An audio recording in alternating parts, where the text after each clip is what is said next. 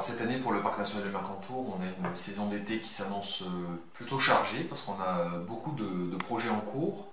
Dès cet été, on va avoir un certain nombre d'opérateurs qui sont engagés dans une démarche d'écotourisme qui vont proposer des sorties très variées. On a édité un petit programme qui présente l'ensemble des projets sur les 5 vallées concernées par ces sorties. Donc l'idée c'est d'aller avec ces opérateurs faire une balade, manger chez les uns, faire une randonnée artistique, faire une découverte d'une commune, d'un village, de certains savoir-faire. Alors c'est vrai qu'on a souvent l'image d'un parc national comme étant un repoussoir à touristes ou à visiteurs.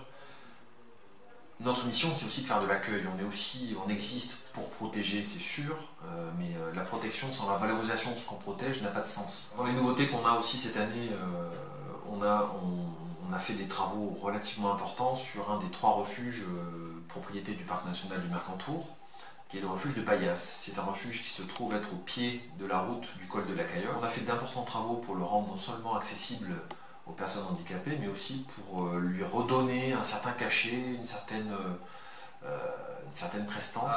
On a un petit peu créé le concept de refuge-hôtel.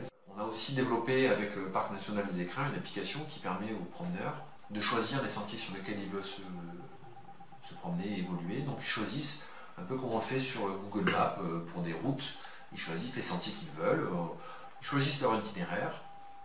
Et ça donne le dénivelé, la durée, etc.